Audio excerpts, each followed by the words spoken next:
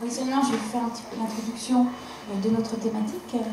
Donc, comme vous le voyez sur le slide, le thème de notre conférence est la montagne des vacanciers dans une comparaison entre la France et les États-Unis. Donc, pour ma part, et beaucoup plus modestement, je vais concentrer mon introduction sur les Alpes, empruntant un point de vue historique.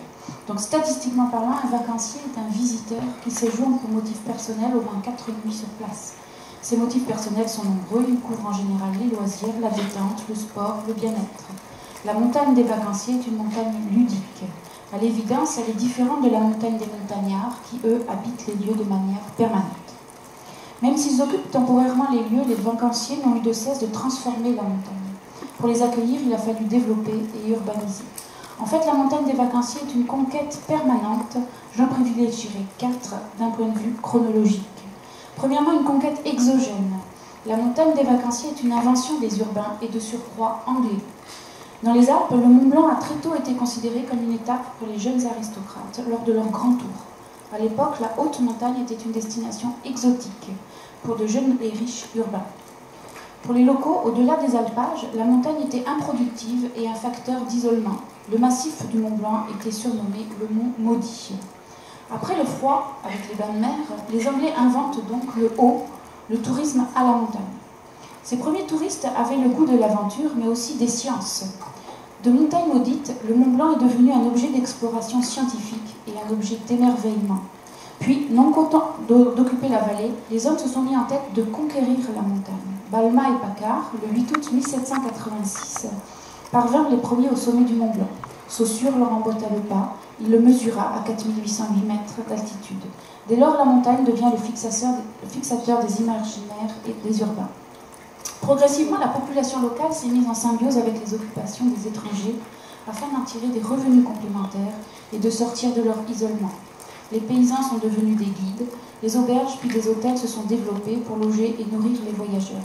C'est la deuxième conquête, la conquête endogène, qui va de pair avec l'invention de la saison d'hiver dans les Alpes suisses au milieu du XVIIIe siècle. Vendre le haut et le froid en même temps à des publics variés, tel était la gageure. On a commencé par vendre de l'air pur aux malades atteints de la tuberculose. Davos, on l'oublie encore, doit sa première vocation touristique à l'industrie des touristes malades traités dans des sanatoriums renommés. Ces malades étaient en villégiature forcée pendant de longs mois. La vie économique locale s'est donc organisée pour acheminer, héberger, nourrir, occuper, divertir, voire soigner ses vacanciers. Lorsque la tuberculose a été vaincue et soignée de manière médicamenteuse, Davos a dû se reconvertir. Elle a pris le parti de vendre du bon air et du bien-être en développant des activités de plein air et thermales. Puis, progressivement, on s'est mis à vendre de la neige et de la glace. Lorsque les vacanciers ont demandé des expériences inédites, patinage, curling, luge, ski. À partir de ce moment, l'hiver à la montagne devient un choix, et un choix délibéré. Le succès de la saison d'hiver est tel qu'avant la Première Guerre mondiale, il y avait plus de touristes en hiver qu'en été à la montagne. Les villages alpins se sont progressivement développés, urbanisés, ils étaient même à la pointe de la modernité, en matière de transport, d'éclairage électrique, d'hébergement, de remontée mécanique. Thomas Mann en a tiré un livre, La montagne magique.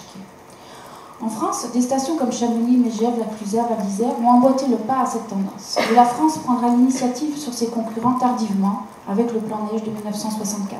C'est la troisième conquête, celle des stations de ski dédiées au ski alpin.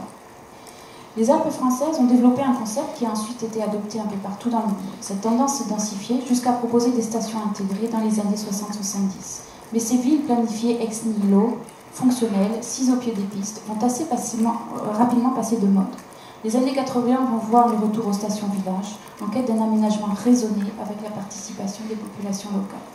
La dernière conquête est peut-être la plus difficile, c'est une conquête contemporaine et environnementale. Avec la fin annoncée de la neige, suite au réchauffement climatique, comment inventer la montagne de demain? L'Autriche et la Suisse se préparent via le concept de Alpine Wellness, qui incite les vacanciers à venir à la montagne plus pour son bon air, la qualité de ses paysages, ses engagements durables, que pour sa neige. À n'en pas douter, l'architecture et l'urbanisme ont un grand rôle à jouer dans ce basculement vers le tourisme de montagne durable. Je terminerai donc ma présentation par une citation d'un parapentiste savoyard, Nicolas Elmbacher.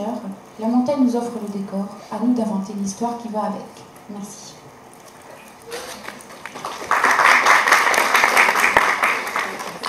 Vous Cette introduction est tellement formidable que je me demande si je vais faire la conférence.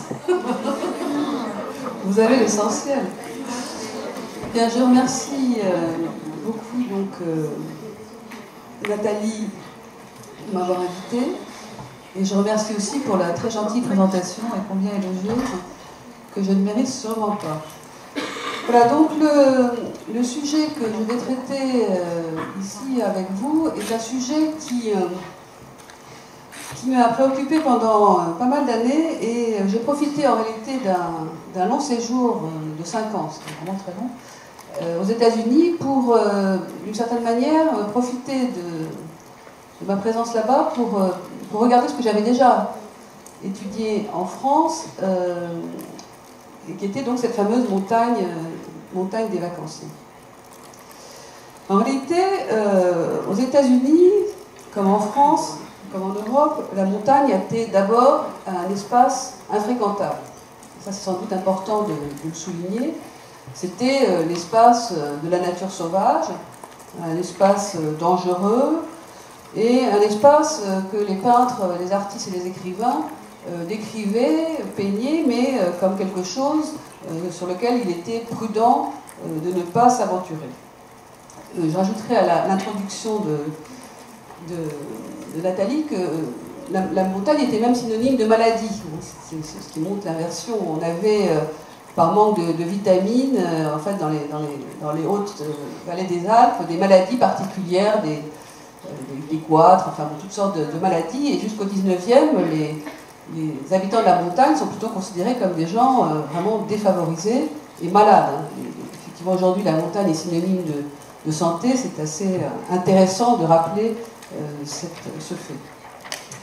Donc la montagne est représentée comme un espace dangereux et qu'il faut éviter, mais néanmoins, là aussi, progressivement, elle devient un espace pittoresque.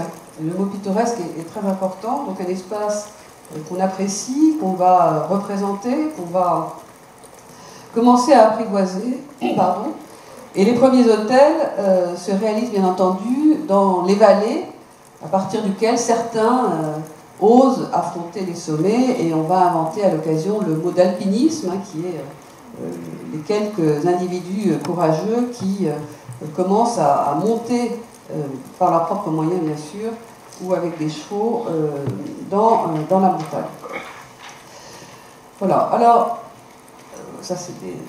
J'en arrive maintenant donc aux États-Unis. Je me suis intéressée donc à une zone géographique particulière des États-Unis qui s'appelle les White Mountains et qui a le double avantage d'être située assez loin, mais néanmoins relativement accessible, de Boston et de New York. Donc c'est une destination qui est importante parce que, bien entendu, la civilisation rurale américaine était impossible à développer. On ne pouvait pas s'installer dans les montagnes. Donc les montagnes étaient restées un peu à l'écart, d'une certaine manière, à la fin du XVIIIe siècle. Et en réalité, ces montagnes vont commencer à s'ouvrir donc à des premiers visiteurs avec la construction de routes qui vont complètement changer l'histoire de ces régions jusqu'à nos jours. La première route est ouverte donc en 1803 et on va commencer donc à envoyer là dans ces montagnes des aventuriers, mais des aventuriers d'un genre un peu particulier, puisqu'il était manifeste qu'on ne pouvait pas y installer une activité agricole. On va y envoyer plutôt des scientifiques. Et ces scientifiques sont d'une certaine manière accompagnés aussi par des écrivains, par des peintres, et puis des photographes. Et ce moment-là est très important parce qu'il va donner finalement une image, qu'elle soit livresque ou picturale, de cet espace-là qui était une sorte de trou noir sur la carte et qu'on avait décidé finalement de laisser un peu de côté.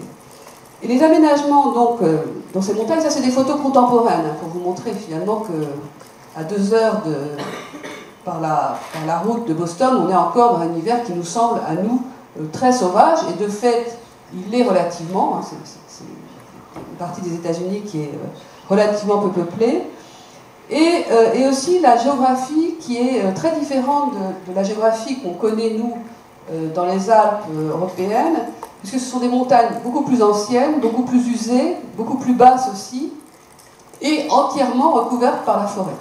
Donc un paysage, a priori, fort différent, et que les Américains, donc de l'Est, de la côte Est des États-Unis, connaissent bien, non pas pour y résider, puisque c'est un endroit où on va en vacances, mais pour s'y promener, littéralement s'y promener. Donc c'est un territoire qui va d'abord être colonisé par des chemins qui existent encore aujourd'hui, qui sont des sentiers de randonnée, qui vont pratiquement de l'État de New York au Massachusetts et qui remontent encore, et des routes. Et ces routes ne sont pas urbanisées. Ces routes permettent finalement de circuler dans la montagne, et notamment en particulier l'automne. Donc c'est une photo prise d'automne. La montagne est une destination aujourd'hui contemporaine où le plaisir c'est de la parcourir en voiture ou à pied.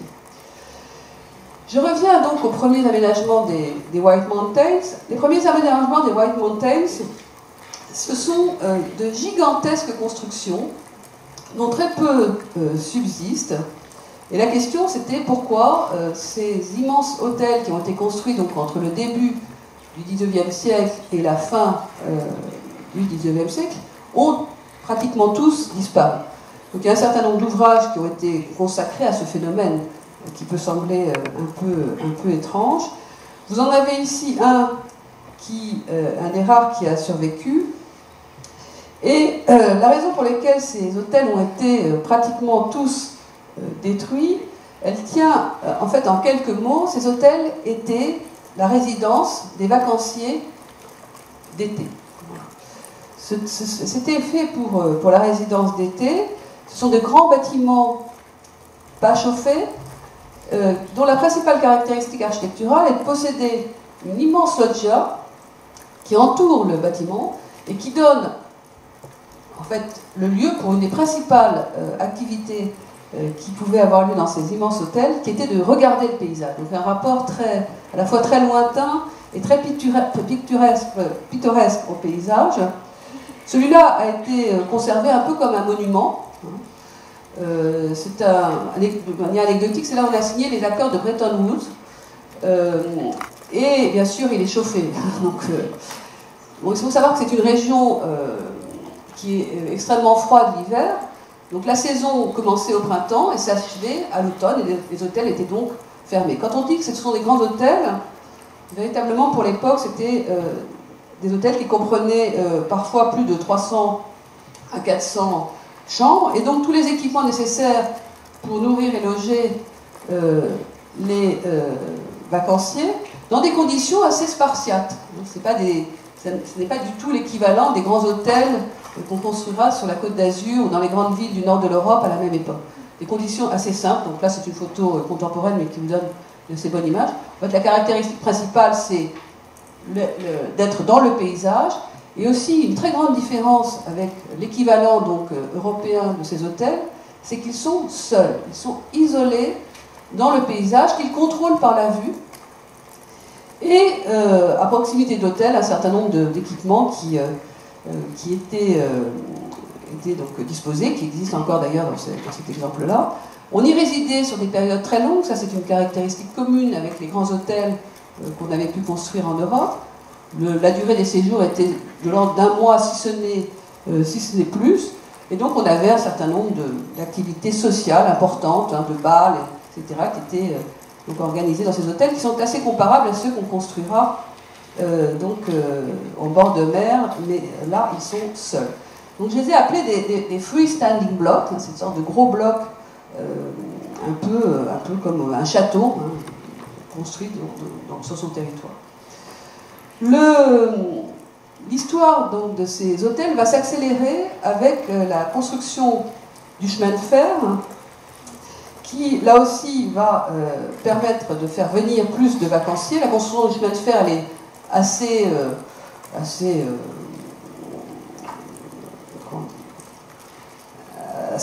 tôt, se fait assez tôt. On ouvre donc les lignes de chemin de fer entre 1840 et 1850, donc la première moitié du XIXe siècle. On relie bien sûr Boston, et puis Portland, et puis il y a tout un système qui permet d'accéder jusqu'à New York.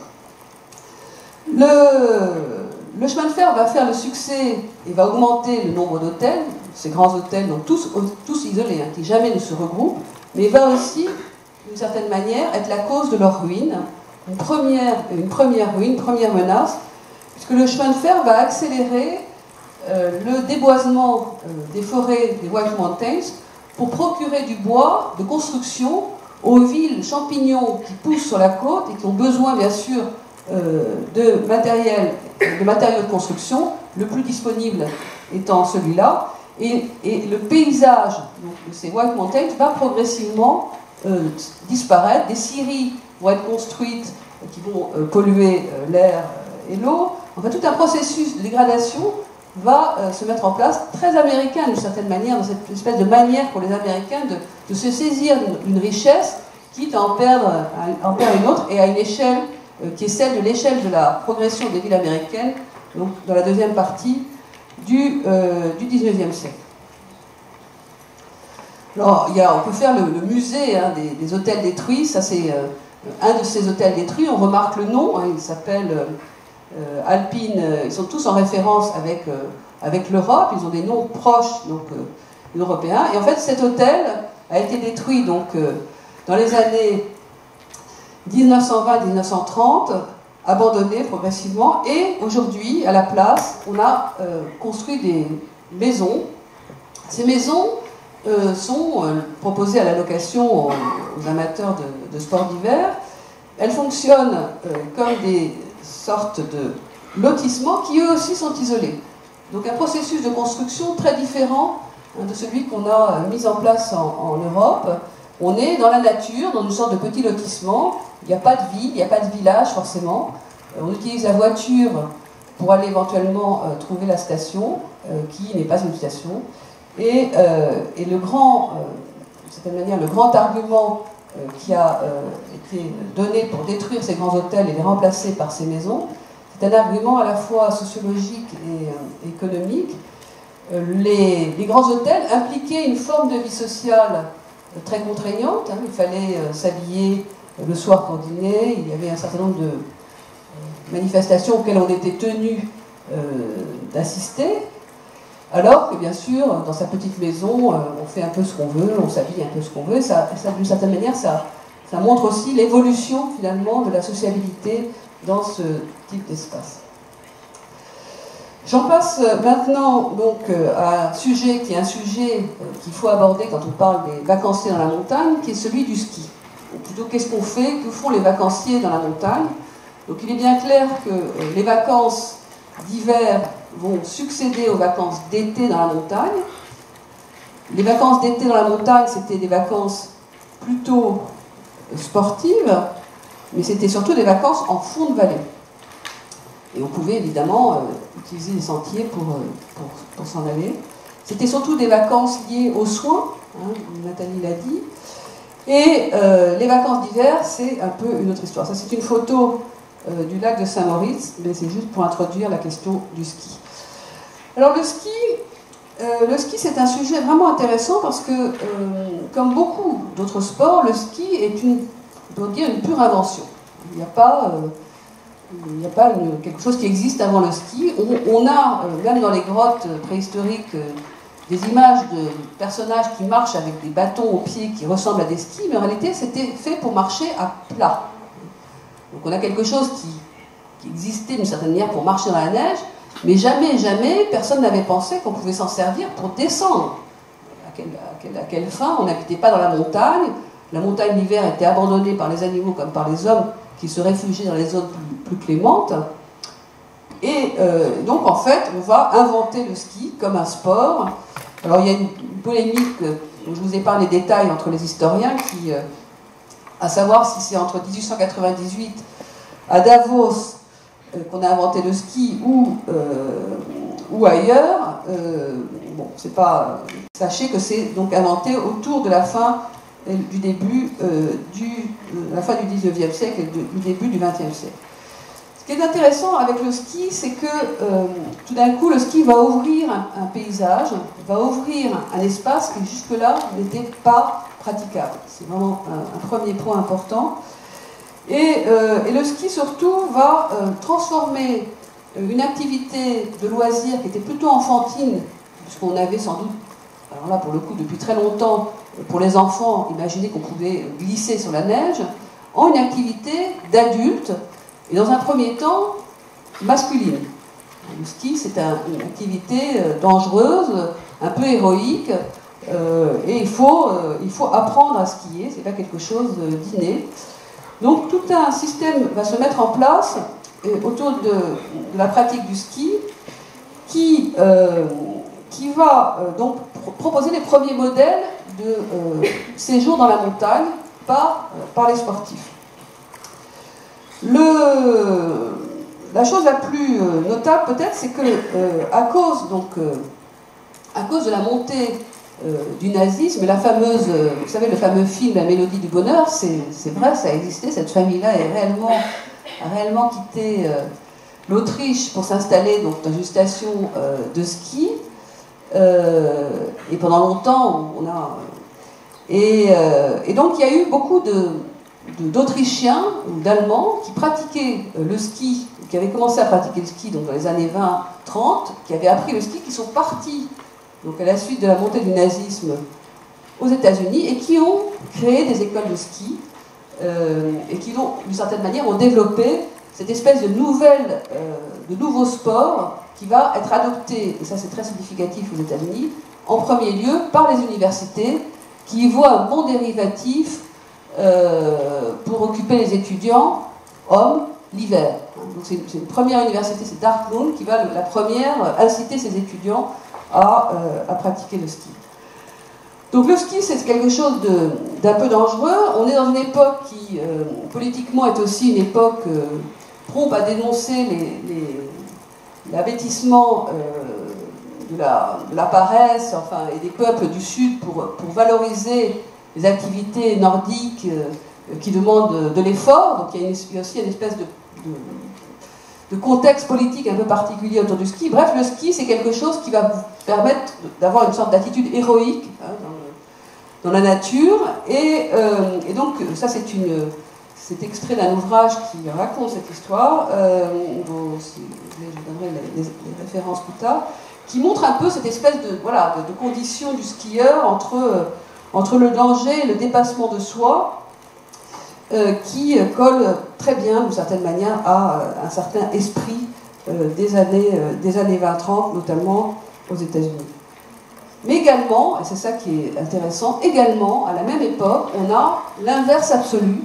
Donc c'est une publicité de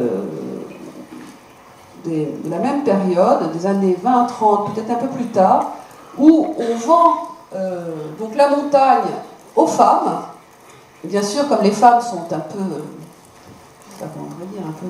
moins héroïques, on leur vend le soleil, on leur vend l'espace de la montagne comme un espace pour le plaisir, et on invente donc un snow train, qui est un lieu, une invention assez étonnante, puisque le snow train consistait à résider dans le train qui s'arrêtait donc à proximité des pistes, dans lequel vous pouviez passer la nuit et revenir ensuite à Boston sans pour autant avoir à trouver un hôtel.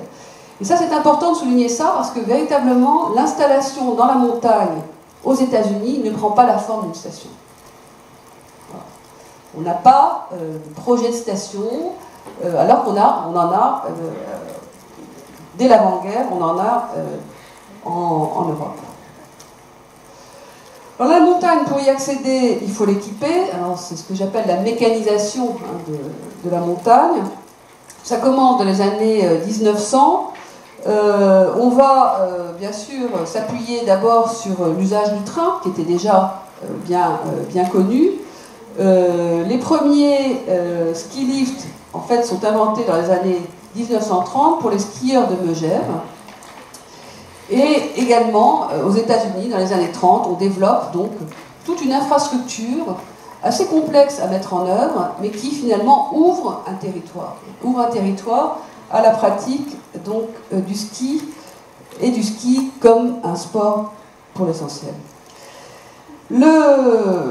L'invention donc de ces différents modes d'ascension est une très longue histoire, hein, puisqu'il y a beaucoup d'échecs, bien sûr, dont on ne parlera pas ici, beaucoup de techniques différentes, qui finalement vont être favorisées aux États-Unis par un phénomène intéressant qui lie le tourisme et la politique, qui est la crise de 29 et la nécessité pour Roosevelt, dans le cadre du plan du New Deal pour trouver des emplois, va décider d'aider finalement ces pays un peu défavorisés en construisant des pistes, c'est-à-dire en déboisant. Donc le processus de construction de pistes aux États-Unis réclame un effort assez conséquent, et vous voyez cette image, que cette montagne entièrement boisée qu'on a vue tout à l'heure, pour pouvoir la parcourir et pour pouvoir skier, il faut créer donc, des chemins qui sont des chemins où on va descendre, et aussi créer bien sûr des remontes-pentes, et ça produit un paysage tout à fait particulier et très différent là aussi de celui qu'on connaît dans les Alpes françaises.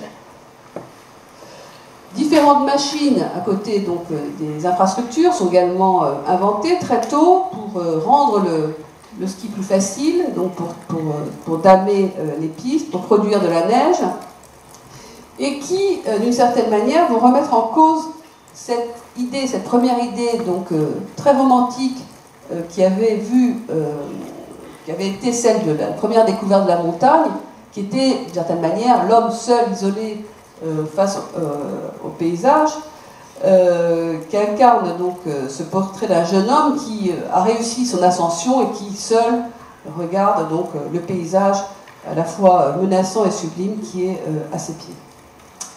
Là, il s'agit finalement de franchir l'obstacle, donc parfois en force, hein, de créer des routes, bien sûr le train et le chemin de fer. J'en arrive maintenant à la situation donc, en France, comme assez représentative finalement de ce qui se passe ailleurs, et notamment en Italie à la même époque. Donc en France, on pourrait dire que tout part du chemin de fer, en tout cas pour les premières stations, qui vont d'abord s'installer là où il existe déjà des villages, donc là où on a une accessibilité assez facile.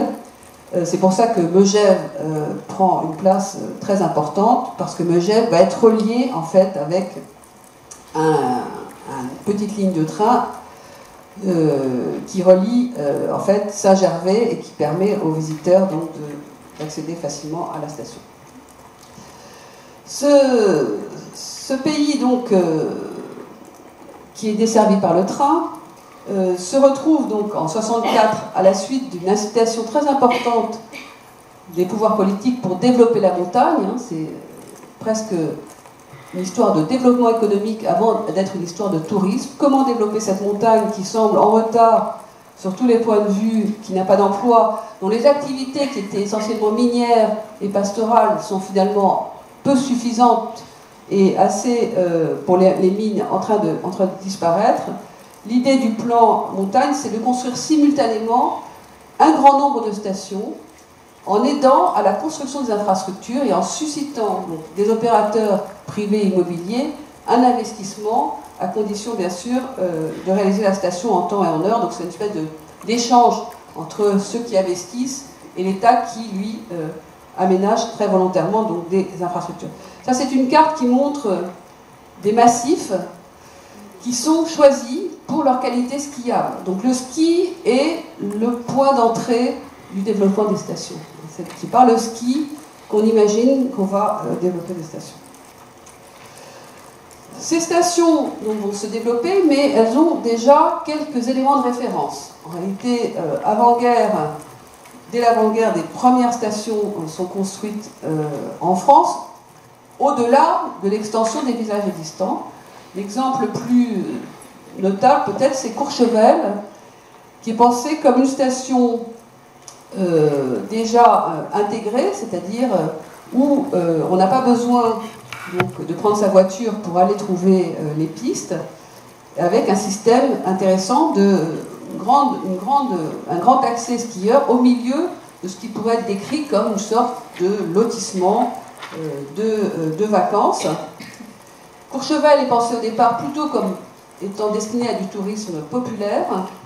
Son statut changera complètement avec la suite de son histoire. Un atelier d'architecture a été créé, tout un système se met en place de manière très concertée, parce qu'ils ne sont pas des initiatives maison par maison, mais de manière très concertée, on met en place donc, le système de construction de Courchevel. La question pour les architectes, quand il y a un nouveau type de programme, un nouveau type d'activité arrive ou émerge, c'est quelle architecture, comment construire, qu'est-ce qu'il faut construire. Et quand on se pose la question de quelle architecture, on se demande quelles sont les références possibles qu'on peut utiliser pour les transformer pour ces nouveaux programmes. Les références disponibles, elles étaient très faibles. On ne séjournait pas dans la montagne. Il y avait une première référence qui était celle du grenier, qui permettait donc aux bergers de séjourner l'été, mais l'été seulement, et d'y faire sécher éventuellement du foin pour nourrir les bêtes. Mais l'hiver, une grande migration était nécessaire et tout le monde descendait protégé dans les vallées protégées. Ça, c'est sans doute un des exemples les plus connus de ce genre de translation d'un édifice qui est un édifice provisoire, temporaire, dans lequel on séjourne finalement assez peu. On a un édifice pour lequel on va résider l'hiver, et pour les vacances, c'est le chalet de Charlotte Perriand, donc une architecte qui a collaboré à la construction de stations de ski, et qui l'a construit donc, dans la montagne sa propre résidence, en prenant la référence vernaculaire qu'elle transforme complètement, puisqu'elle en fait un lieu de résidence, et bien sûr un lieu de résidence chauffé, où on peut résider l'hiver. Donc elle invente d'une certaine manière, en faisant ça, le style, enfin un des styles ou une des manières de s'installer pour les sports d'hiver. Ça c'est une image que j'aime bien, qui vient comme ça un peu tout d'un coup, mais c'est pour donner cette espèce de statut compliqué que va avoir la montagne dans les années 60 pour ses aménageurs, parce que la montagne, en fait, elle a été vaincue, on a fait accéder le train, on va creuser sous le Mont Blanc, et d'une certaine manière, tout ce mythe de cette montagne sublime, de tous ces efforts qu'on avait pu entreprendre pour les mesurer, toute cette histoire-là, d'une certaine manière, s'effondre, puisque par la route, et de manière très rapide, le Mont Blanc est vaincu. Donc il y a à la fois la création d'une résidence dans la montagne, le lieu où on ne pouvait pas habiter, et en même temps, la suppression de la géographie par la construction des tunnels et des différents équipements qu'on met en place dans la montagne. Je vais comparer deux stations pour vous expliquer un peu en quoi et sur quoi finalement comment se caractérisent les stations de sport d'hiver construites dans les années 60.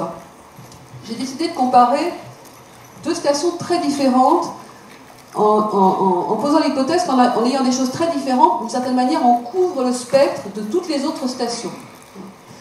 Donc, on pourrait, à partir de ces deux stations, situer toutes les autres stations par rapport à ces deux stations. Ces deux stations différentes sont, d'une part, et ça c'est le site d'origine de cette station, c'est la station d'Avoriaz. Et l'autre station, c'est la station de Flaine. Alors je ne sais pas si vous connaissez ces stations, mais je vais essayer de les décrire pour montrer en quoi elles sont spécifiques et à la fois en quoi elles se ressemblent. Donc voilà le site d'Avoriaz, et on voit ces bâtiments très sommaires, qui étaient des bâtiments donc, pour l'été,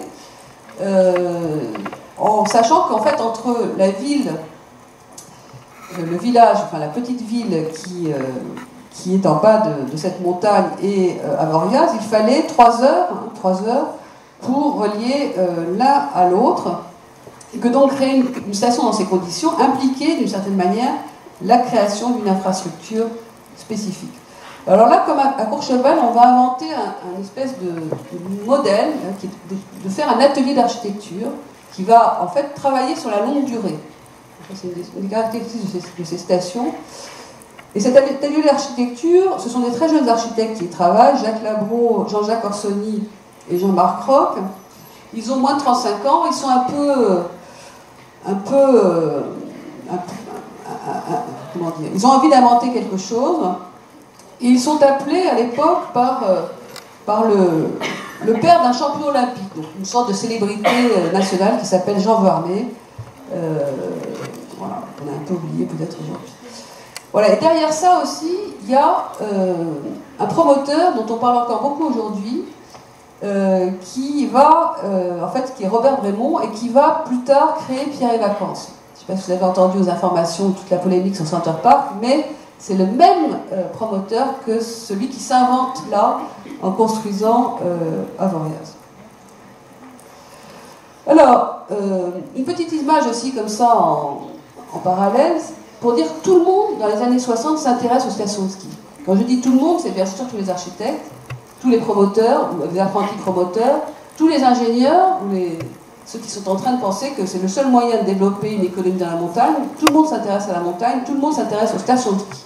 Et là, vous avez un dessin d'un architecte que même ceux qui ne font pas d'architecture connaissent, qui est Le Corbusier, qui fait une proposition donc, à la ville de Var pour créer donc, une station de ski. Donc c'est vraiment un sujet, hein, aujourd'hui ça l'est moins, mais là à l'époque c'est vraiment un sujet qui intéresse tout le monde, et tout le monde essaye effectivement de trouver la bonne référence, le bon programme, la bonne situation. Et Le Corbusier qui ici propose, c'est assez intéressant ce projet-là, en fait il propose la combinaison de deux choses qui vont constituer grand nombre de stations de ski. En fait une combinaison de maisons, donc on dit des chalets évidemment parce qu'on est à la montagne, donc c'est tous les petits carrés que vous voyez sous la partie C, et un grand immeuble dont il a fait d'une certaine manière le centre de son travail, qui est qu'il appelle une unité radieuse, qui lui concentre donc beaucoup plus de logements, hein, jusqu'à 200-300 logements, dans un seul immeuble, et qui a pour lui, et comme pour d'autres d'ailleurs, l'intérêt de ne pas consommer trop de terrain, sachant, et ça c'est important dans la conception des stations de ski, c'est que les terrains skiables ne sont pas si nombreux que ça. La difficulté, c'est pas tant la montagne est gigantesque, et on dit que moins de 3% aujourd'hui hein, des Alpes européennes sont utilisées par la station de ski, parce que c'est pas si évident que ça. Sur un massif rocheux, vous ne pouvez pas skier, s'il n'y a pas d'accès possible, vous ne pouvez pas skier. Donc la neige skiable, il faut d'une certaine manière la protéger. Donc une grande partie de ces immeubles très concentrés tient aussi au fait qu'on veut ouvrir la montagne à beaucoup de monde et qu'on ne veut pas construire trop sur les pistes ou les futures pistes. Alors le modèle d'Avoriaz, il est assez célèbre, assez connu.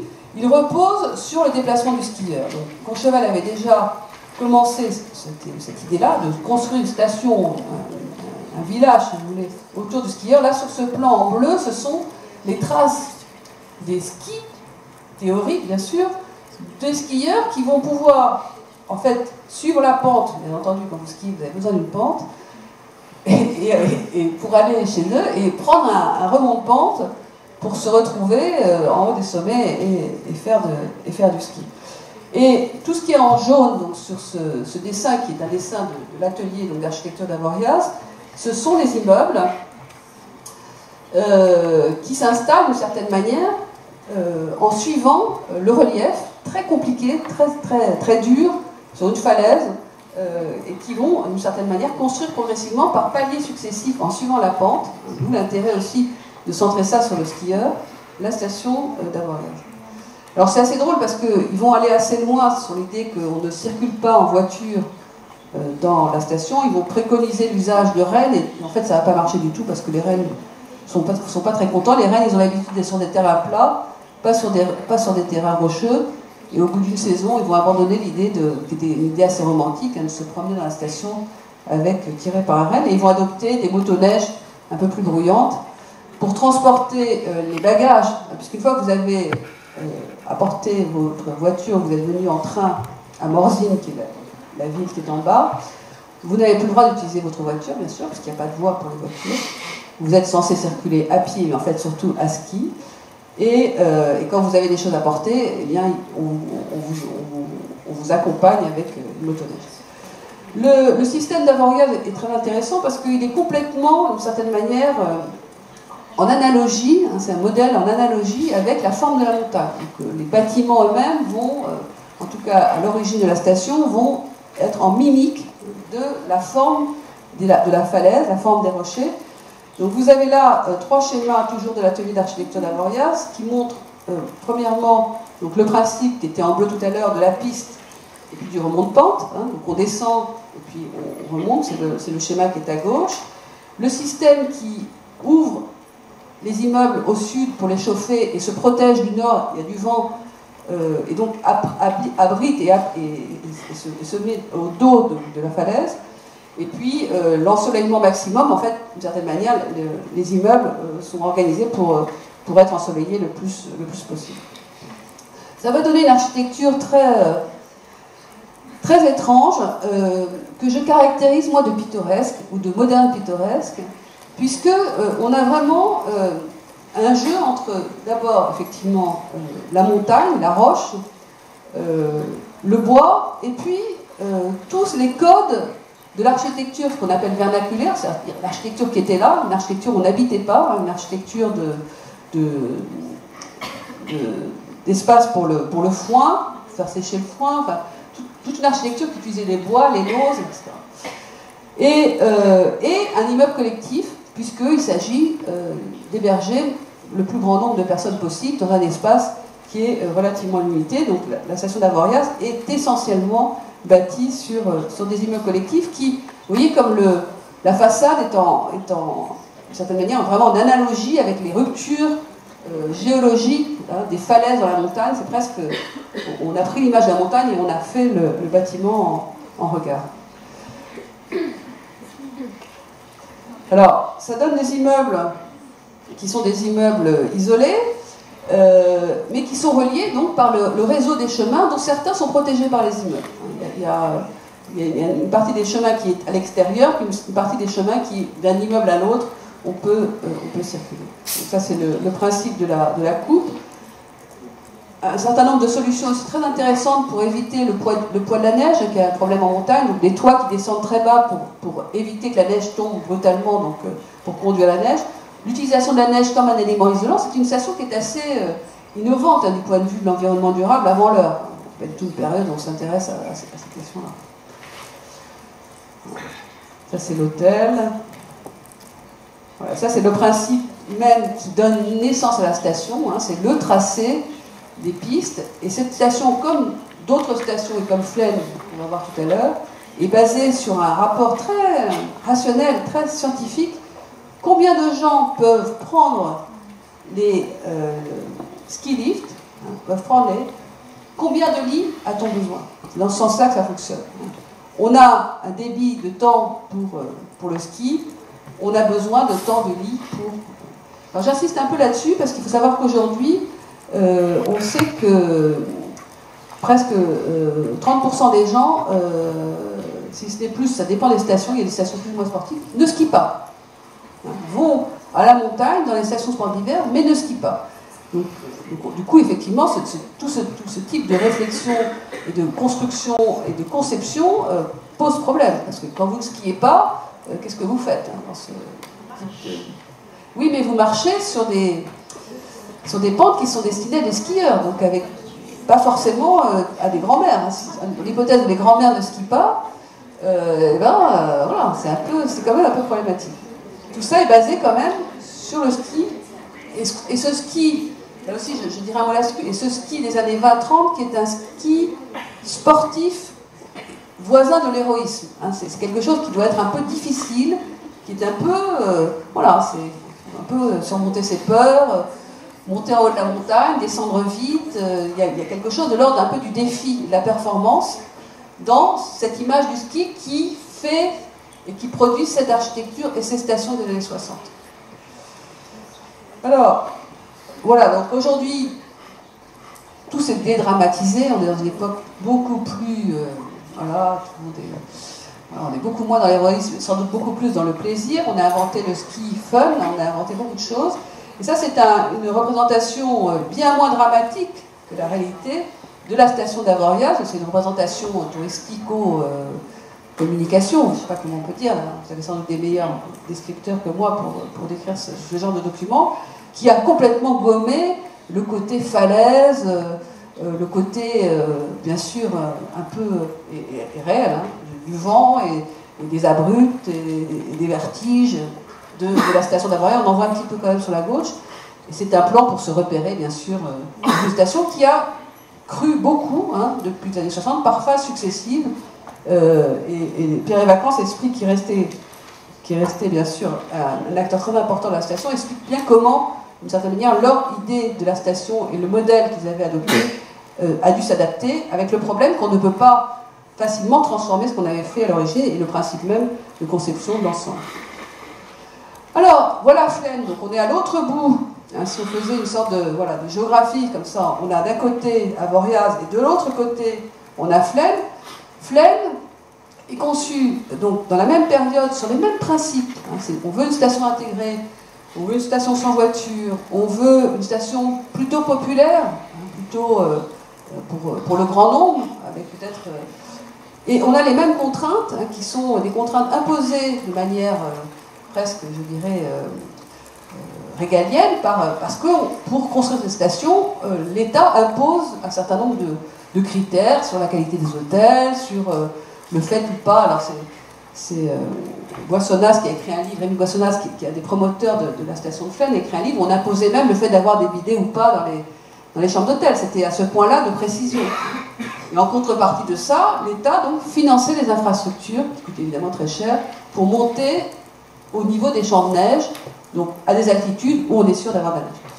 On voit là quelque chose qui fait très Samivelle. Samivelle, c'est un dessinateur de la montagne qui a été utilisé par beaucoup de publicistes après coup, mais là on est donc dans les années 60, et l'architecte qui est appelé par Rémi Boissonnas, donc qui est le pendant de Brémond pour Flaine, est un architecte américain, mais d'origine beaucoup plus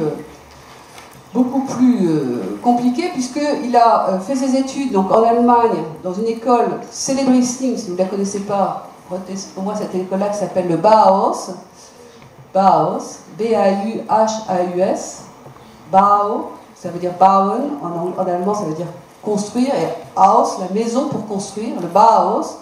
Donc une école célébrissime qui a formé toute une génération d'architectes au principe de l'architecture moderne, et qui, elle aussi menacée par les nazis, a dû disparaître, a fermé, et une partie de ses professeurs ont émigré aux États-Unis. Donc Breuer s'est retrouvé dans cette situation-là, professeur au Bauhaus, émigré aux États-Unis. Il a ouvert une agence à New York, et il est appelé par Rémi Boissonnas, qui fait partie d'une famille dont le nom est célèbre, puisque c'est la famille Schlumberger, qui veut investir dans les stations de ski, et qui donc fait appel à Rémi Boissonnas, non pas pour ses qualités de constructeur, mais parce que ça l'intéresse, la montagne. Voilà, la montagne l'intéresse à la fois sur un plan philosophique et sur le plan sportif. Donc l'histoire est un peu différente aussi. D'un côté, on a un champion olympique, de l'autre côté, on a une sorte d'amoureux de la montagne, comme un lieu à la fois métaphysique et sportif. Et Boissonnas, qui vit donc aux États-Unis, dans un lieu dans lequel les architectes ont construit des maisons très connues, peu importe, des maisons modernes, fait appel donc à Marcel Breuer pour construire une station de ski en France. Et voilà les dessins que produit Breuer, et on voit bien que ces dessins n'ont rien à voir, c'est 64, c'est la même période, 64, 65, 66, les stations vont commencer à être inaugurées à partir de 69, et on a véritablement une position complètement différente vis-à-vis de la montagne, et par rapport à la question de quelle référence utilise-t-on pour construire une station de ski. Et la référence qu'utilise Breuer, et celle qu'avait évoquée, je ne sais pas si vous avez noté Nathalie dans son introduction, c'est plutôt la nature qui soigne, la nature des sanatoriums, la nature du soleil qui rentre dans un espace extrêmement ouvert, et un adjectif qui est un adjectif très important dans l'histoire des vacances à la montagne, qui est l'adjectif qui est le pendant de l'adjectif pittoresque. Quand quelque chose est pittoresque, c'est quelque chose de sublime. Donc on aurait d'un côté Avoriaz qui joue dans le registre du pittoresque, et de l'autre côté Flaine qui est plutôt dans celui du sublime. Alors je vais essayer de vous montrer en quoi Flaine est sublime, pas sublime, c'est pas au sens sublime, c'est dans le registre du sublime. Le sublime, c'est quelque chose d'un peu tragique. Hein. Le sublime, c'est pas du tout la même notion. Donc pourquoi c'est sublime? Eh bien, d'abord parce que sur ces plans, Breuer dessine la montagne. Hein, sur les dessins de l'atelier d'architecture d'Avoriaz, tels qu'ils ont été publiés dans l'architecture d'aujourd'hui, il n'y a pas la montagne. On a des bouts de montagne, des morceaux de montagne, on n'a pas la... Ici, la montagne est beaucoup plus importante que ce qu'on y construit. Donc, ça a l'air de... C'est pas anecdotique quand on fait ça. Et ce qu'on y construit, on le voit à peine. Vous voyez sur ce dessin, les constructions, c'est juste les petites lignes là, qui sont en bas de l'image. Donc sur deux aplats de la montagne, Breuer pose des immeubles, mais qui sont sans commune mesure, qui ne cherchent pas du tout un rapport analogique, hein, mais d'une certaine manière, une sorte de ligne basse. Boissonnat, c'était musicien, il va développer beaucoup d'activités liées à la musique à Flemme, donc une sorte de ligne basse, comme ça, de contrepoint par rapport à la montagne qui, elle, est sublime et contre lequel on ne peut pas lutter. D'une certaine manière, on ne peut pas s'y comparer, on ne peut que... Et toute l'architecture donc, de Flemme est de ce registre-là. Vous avez ici donc les coupes. Les coupes, ce n'est pas les coupes du bâtiment, c'est la montagne, et puis quelque part en bas, toute petite, la construction donc, de la station. Alors, pour être honnête, et vous le savez peut-être, je ne sais pas, c'est le succès, la réception des deux stations est à l'opposé aussi. C'est-à-dire que Avoriaz va avoir tout de suite une sorte d'adhésion populaire, voilà, ça va être un succès public extraordinaire, alors que Flemme va être très vite, très critiqué, si ce n'est décrié. Mais, alors c'est ça qui est drôle, aujourd'hui, Flemme, parce qu'elle est finalement plus facile à transformer peut-être, parce qu'elle a évolué plutôt vers quelque chose de plus populaire, très ouvert sur les jeunes, etc., à des prix plus accessibles, fonctionne plutôt mieux dans cette espèce de changement de paradigme qu'on observe aujourd'hui dans la pratique du ski, qui n'est plus seulement un ski héroïque, mais un ski plaisir, on s'amuse, etc. Flemme a réussi plutôt mieux, d'une certaine manière, à accepter ça que Avoriaz, qui est vraiment fondé sur le ski de descente. Le ski, et en plus, qui est sur une roche assez pentue, donc c'est assez difficile d'imaginer d'autres activités que celles pour lesquelles elle a été conçue. Je ne parle pas simplement des bâtiments, je parle de l'articulation des bâtiments avec le grand paysage. Voilà, donc l'architecture de Breuer est très caractéristique. Hein, si vous ne la connaissez pas, c'est une architecture qui travaille sur le béton, on appelle ça le béton architectonique, hein, c'est-à-dire que c'est la matière même du béton qui est utilisée comme une force d'expression, hein, ce n'est pas des éléments qui sont rapportés. Voilà, ça c'est l'église, le plan, il y a deux parties de la station, une station basse et une station haute, qui sont reliées par une sorte d'ascenseur téléphérique. Alors bon, on n'a pas vraiment regardé en détail les chambres d'Avoriaz, mais c'est très différent en fait, hein, c'est une conception qui est très très différente. Ça c'est des immeubles. Bien sûr on va dire que Flenne c'est comme une cité HLM, donc ça va être... Là c'est la comparaison de la coupe en haut de Flenne et en bas d'Avoriaz, hein, cette espèce de manière de faire une sorte de mimique de la montagne à Avoriaz, et cette espèce de ligne dure hein, que Breuer pose pour le paysage. Et voilà, donc ça c'est peut-être l'image. Ça, c'est une image publiée par un grand journal d'architecture anglais, Architectural Record, et l'image qu'on retient de Flemme, c'est ça, cette espèce d'héroïsme vis-à-vis du sublime de la montagne. Breuer va jusqu'à mettre ces bâtiments, en certaine manière, en danger, hein, comme en précipice, pour exprimer cette force de la montagne. Voilà, bah, écoutez, c'était un peu ce que j'avais à dire. Quelques images. Alors, il y avait une conclusion quand même sur l'absence de station aux États-Unis. Donc il n'y a pas de station. Hein, voilà. Donc c'est la conception, c'est que le territoire est aménagé. C'est pas des grands hôtels, c'est plutôt des sortes de petits lotissements. Il y a des hôtels aussi, bien sûr. Et puis, ce qu'on appelle une station, donc dans les White Mountains, c'est une série d'équipements qui est très directement destinée aux skieurs pour laisser leurs affaires, parce qu'ils arrivent de la ville, leur pique-nique, etc., très bien fait, et louer des skis, et acheter un forfait, et se faire soigner si ils sont malades, et se restaurer ses enfants. Mais il n'y a pas de village, de station. Par contre, ça n'empêche pas de faire... Ça, c'est une des exceptions, c'est Aspen. Et donc voilà l'équivalent du dessin ludique qu'on vous donne quand vous arrivez dans ce genre de station, ça c'est au Canada, mais c'est exactement le principe. On vous explique comment, bien sûr, le numéro des pistes et comment ça fonctionne. On voit bien que les pistes sont tracées dans la forêt et non pas sur un massif qui est dégagé, hein, comme en Europe. Pour avoir suffisamment de neige, on n'a pas besoin de monter là parce qu'il fait beaucoup plus froid. Et c'est l'autoroute, l'autoroute qui passe en bas, qui vous amène donc à Boston ou à New York. En 1 heure et demie d'autoroute, vous arrivez dans ce sorte de lieu d'équipement. Hein. C'est un lieu d'équipement, et puis vous allez vous reprenez votre voiture, vous faites un quart d'heure de route et vous allez dans un hôtel, dans une petite maison que vous avez pu louer. Alors, là où les choses se compliquent, c'est que de grands groupes immobiliers, aujourd'hui, ont ont copié le modèle de la station intégrée européenne, française ou italienne, et l'ont déposé, donc là on est au Canada, et c'est l'exemple effectivement d'une sorte d'aller-retour de part et d'autre de l'Atlantique, et on a ce que on peut voir d'ailleurs tout à fait de la même manière dans des stations comme Valmorel, parce qu'il y a toute une histoire de ces stations qui, ça c'était vraiment l'origine, les 2 exemples Flaine et Avoriaz. Après il va y avoir toute une déclinaison d'autres stations, d'autres écritures architecturales. Et on va voir ici, donc, sur le Mont Tremblant, une station créée comme un vieux village. Bien sûr, rien n'existait auparavant, c'est Ultra-West, qui donc développe ça en 1991 avec beaucoup de succès.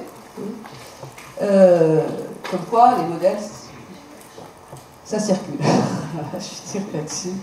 Et je vous remercie pour votre accueil.